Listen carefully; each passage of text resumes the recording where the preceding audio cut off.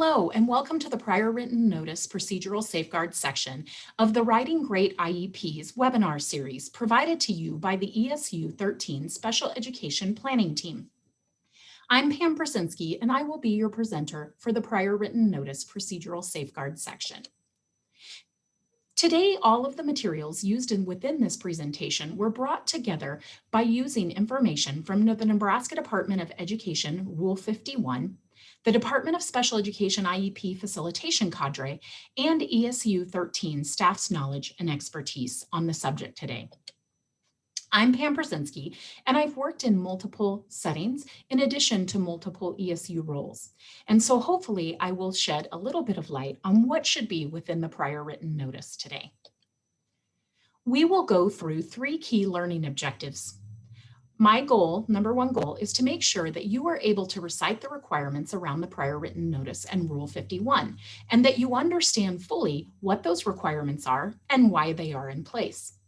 The second component is that you would be able to identify the 7 components of the prior written notice. So I will walk you through each of those today, and then you should be able to identify why that component is required and how you would use that component. The third element will be to provide a purposeful and meaningful statement for each of those 7 components. Please note that I'm going to provide you some examples as we move through this particular requirement, this particular section, but I do want to remind you that IEPs are individualized, and so we should not use the exact statements that are provided. However, we would like to provide you with examples so that you understand the purposeful and meaningful statements that could be used within the prior written notice. First, we're going to examine what the prior written notice is according to NDE. So you will notice that according to NDE, prior written notice should be given to the parents of a child with a disability within a reasonable amount of time if the following have occurred. Either the district and the team propose to initiate or change the identification, evaluation, or educational placement of a child, or FAPE is being impacted. So if proposed changes are being recommended by the team and the IEP is changing significantly, we would want to write a prior written notice to note those changes. In addition, if the team is discussing a change in the identification, evaluation, or educational placement of the child relating to FAPE, we would want to make sure to write a prior written notice if the team did refuse to take action on a recommendation by the team. So I want to discuss the timeline related to the prior written notice. We receive this question often, but I'd like to identify in the letter to Chandler from OSEP in 2012 that it states that there is no requirement in IDEA regarding the point at which the prior notice should be provided. So that means that the language simply states that it is a reasonable amount of time before the action is taken. So the key part here for timeline related to the prior written notice that I would like you to attend to is that it should be given to the individuals concerned prior to the action actually being taken. So just make sure that the prior written notice goes out before changes to the IEP are in place, changes to the evaluation process, or anything that would impact the child and FAPE. So when is a prior written notice required to be sent? Remember that we talked about if changes are made. So a prior written notice should be sent anytime the school proposes to start or change anything related to a child's education. It must send a prior written notice. So we want to make sure to give you some examples, although there are many more, but when the school wants to conduct an initial evaluation of a child, that is when a prior written notice should be sent. When the school says no to a parent's request for an evaluation, services, or placement in another educational setting, or when the school wants to change how it identifies the child's disability. So if there is a change in the disability category, we would want to send a prior written notice. When the school wants to change a child's educational placement, such as switching from a general education classroom to a private classroom. So we want to make sure that we send a prior written notice if FAPE or our environment is being changed, or when the school wants to reduce, add in, or change in any way to the services. So we just have to remember that if we change the minutes, if we change timing, if we change placement, if we change anything related to the child's services, we must send a prior written notice to the family and parents. So now that we understand the key components of when we send it and what it is sent for, we're going to talk about the 7 elements of the prior written notice. Keep in mind that I have taken all of these from our rule to identify exactly what is required within your IEP. The first thing is a description of the proposed action or refusal that the school has taken. We also identify an explanation as to why the district or the approved cooperative has proposed or refused to take the action. A third component is a description of other options that the IEP team considered and the reasons why those options were rejected. This section is very important to identify because we talk about these things in the meeting, but we often don't articulate them in our prior written notice. We want to make sure to make notes of these components so that we could put those in the prior written notice, because we do have a lot of discussion within meetings and we want to make sure it's noted. A fourth element is a description of each evaluation procedure, assessment, record, and report of the school district or approved cooperative. So we want to make sure if we're changing something or we're going to move to do something different that we provide that prior written notice comment. A description of any other factors which are relevant, so anything that you can see outside of the other components would be noted in this section. A sixth component is a statement that the parents of a child with a disability have protection under procedural safeguards. The prior written notice form within SRS guides you to this section. And a final element is sources for parents to contact to obtain assistance in understanding the provisions of this. So first, we're going to talk about a description of the proposed or refused action. We want to make sure that we list every action that was discussed and that we've decided to move forward on. Actions may include issues related to identification, evaluation, educational placement, or provisions of FAPE that a student would encounter.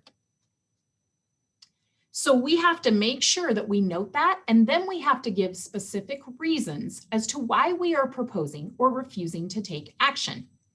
So you want to reference the action in your statement that you are taking or refusing, and then you want to explain why the team chose not to go down that avenue. So examples here.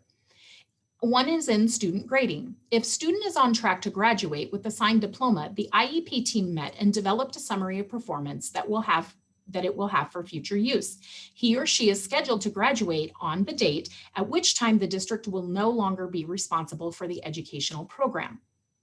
So you want to make sure that you were talking about graduation there and you noted that.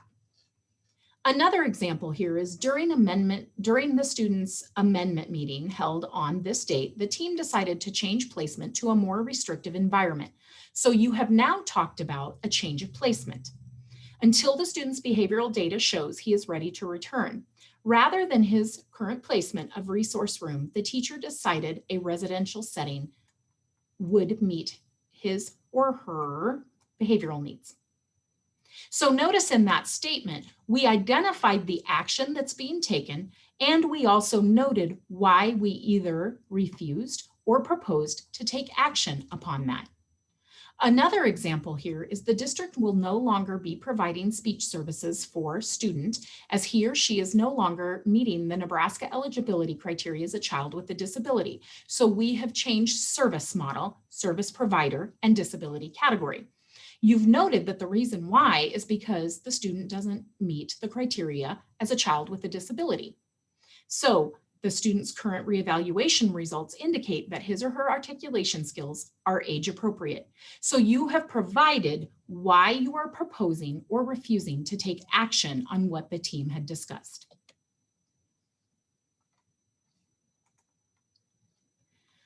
A third component is a description of any other options considered and rejected. So we describe in detail each of the options that we had considered and rejected. So we may have considered for the student, instead of using pull-out services, we may have considered co-teaching. So we would describe that, but maybe we determined that the student needs specific fluency work and needed to be assessed, and so they would need pull-out services instead. So you would describe that you discussed the co-teaching option for the student.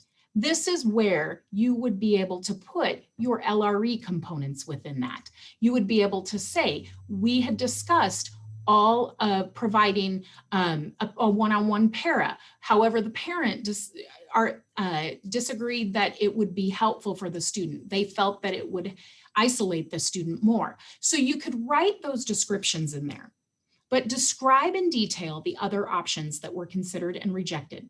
If no other options were considered, indicate no options were considered. Within your prior written notice, we should not use just NA. We should write that the team did not consider other options, that all team members felt that this was the best method. And if we do have those options, we should state a reason as to why we rejected the other options. So do not list options or reasons that are not feasible. For example, if you are preparing a prior written notice following an annual IEP meeting, don't indicate that you considered and rejected the option of not holding the meeting, because we know by law that we have to hold the meeting. And so you want to make sure that you are putting feasible options within this section. So some examples, I'll just go over a couple of them, but you should have a link to this presentation as well so that you can see the other examples. So in here, we have dismissal due to eligibility. Although student did show some articulation errors with S-blends, these sounds are typically developed at a later age. The team discussed the evaluation results and determined that the student is right on track in his or her articulation development.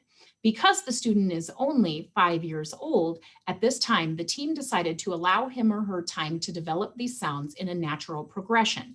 So we mentioned that the other options that we discussed is that the student might need some support, but we've said we would give them growth in the natural progression. Here's one on student grading. The IEP team considered continuing services for student. After discussing the district's graduation requirements and students' current functioning, it was agreed that all requirements have been met, the mandatory number of credits received and transition skills mastered. So the point there on student grading or student continuation of program is that we considered that the student might have continuing services at the age of 18 and above, but the district had that discussion. So you want to make sure, again, I'm going to go back to the previous slide,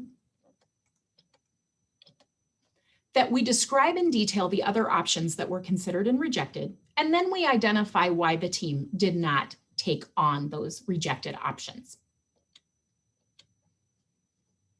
And in a routine IEP meeting, I know that that can be difficult, but what we want to do, here's the pull-out service example.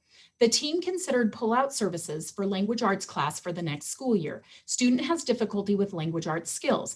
The team decided it would be beneficial for the student to work on his or her reading goals in the resource room during the language arts period. Behavior has much improved in this past year. He or she is on medication for his or her diagnosis. The team feels that the behavior plan is not necessary now that the student is taking medication that allows him or her to focus and do satisfactory work. So in that part of the example, what we notice is that we considered pull-out services, but we decided that we were going to have that full language arts time for the student to have those resources. Then we also identify that the behavior plan is not necessary now. So we have elements that come up in routine IEP meetings. And then we go on to say the team has decided to discontinue the behavior plan for the remainder of the year. The team is going to use social thinking vocabulary along with all of the other positive intervention strategies listed on page 3 of the IEP to address his or her behavior. So we've clearly identified what we are rejecting. but we've explained why we're rejecting it. And I think that's really important because when someone sees that something has been rejected, they do want to know why. And so since this prior written notice is given to parents and to guardians, we want to make sure that we explain to them clearly why we rejected those components. An additional element is a description of each evaluation or procedure. So just list the evaluation, test record, or report that the team used in making their decisions within that meeting. And do note that within IEP meetings, you have the assessment section. So those are the components that you might put. You might also have individuals that attend the meeting that share information that maybe isn't in the IEP. You would also put that you considered those components. If the prior written notice is being sent to inform the parent of an evaluation, include the areas in which the student will be evaluated. So you would talk about previous assessment, if there is any, and then you would also talk about what will be happening. So just a description of the evaluation or procedure that you used to make decisions. So notice in the examples that we provide, we clearly identify the material that we used. So the IEP team reviewed blanks existing data to include the current status or progress on the IEP goals, transition services, activities, grades, transcripts, and daily work. So you've noted there that we've looked at daily work, we've looked at transcripts, we've looked at grades, we've looked at the activities.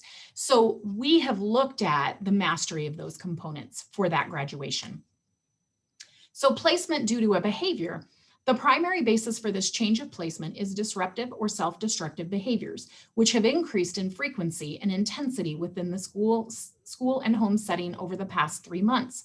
The increased counseling time, increased academic assistance in the resource room, and the behavior plan have not been effective in teaching the student appropriate techniques. So what you have identified there is that you used all of that information to make your decision on a placement change. And a final example here is development of IEP following the IEP. The IEP team reviewed all existing data to include current and previous evaluation reports, current grades, progress on annual goals, along with parent and teacher input to develop the student's current IEP. So if you are having a traditional IEP meeting and you are writing a prior written notice, you would put any of that information that you explored. Again, remember that these examples are not meant to be cookie cutter examples to use in all cases. They're just examples to show how to use that component. We have examples for routine IEP meetings, amendments that meet goals, and an exit due to not meeting criteria. So I won't go over each of these today, but you will have the information within the presentation to look at those. An additional element is a description of any other factors that are relevant. So this may include unique circumstances such as health concerns, safety concerns, communication concerns, parental input, or anything that wasn't noted in the other components that you want to make sure that everybody knows why the decision was made. If there are no additional factors, do not just state no additional factors or not applicable. Make a statement explaining that this requirement was considered, but under this particular set of circumstances, there were no other factors to consider at this time. So this is a component that would require you to use your notes from the meeting in order to complete this.